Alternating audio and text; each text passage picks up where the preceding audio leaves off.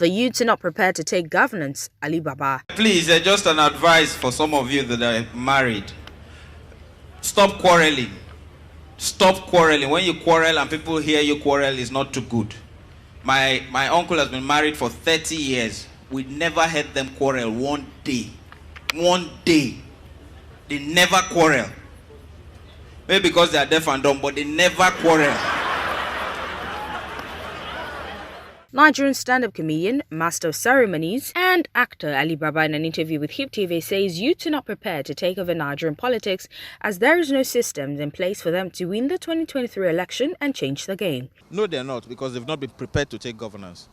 For people to be prepared to take governance, you need to have legislation, you need to have education, you need to have information, and you also need to have jurisdiction.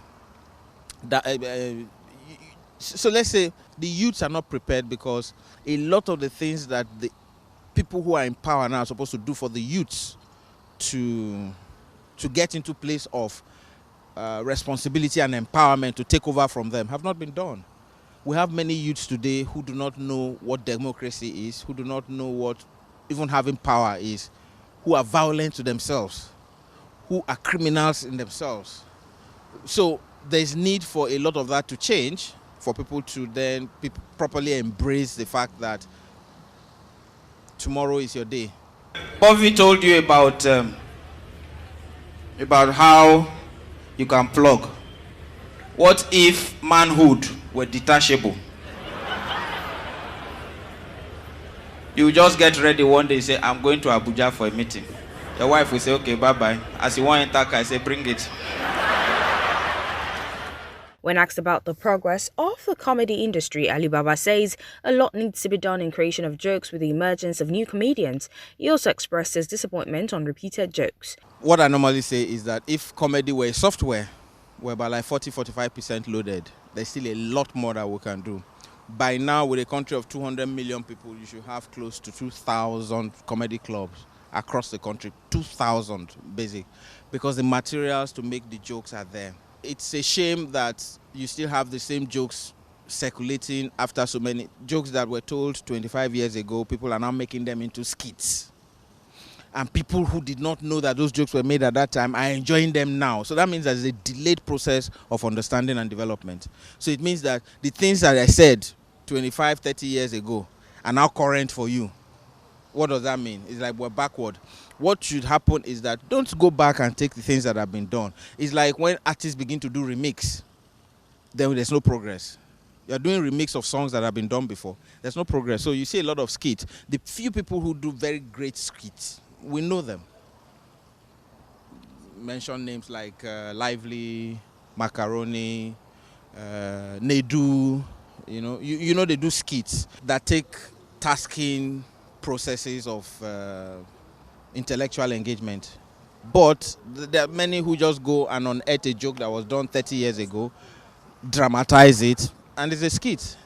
So there's a lot that needs to be done. There's a lot that needs to be done in the processing of jokes and the creation of jokes, so that it should be dynamic. It should follow the trends. If you're doing jokes about Buhari now, you shouldn't bring back the jokes about Obasanjo and Jonathan. Let's move on. Alibaba further went on to talk about his comedy platform Spontaneity. Definitely, oh definitely. Which is why we started Spontaneity, which is a comedy competition where people you give them a topic and they can crack jokes about it, because spontaneity is the holy grail of stand-up comedy. And we're trying to make people know that if you're talented enough, you should be able to create jokes on the spur of the moment, like an improv. We're coming there. There's a comedy club that is coming. We're doing a franchise with Amazon. I don't know whether Netflix will want to pick up, but Amazon is on it, and we're going to do something really unscripted. It's going to be great. He also says that there are projects to look out for, but must be kept secret to avoid idea snatchers dissolve one's intellectual projects. He says, we're working on a lot of projects. The problem with Nigeria is that if you mention the kind of things that you want to do, there's some people who have no idea and have no ideas. And as soon as they hear somebody's idea, they have the finances to push it through.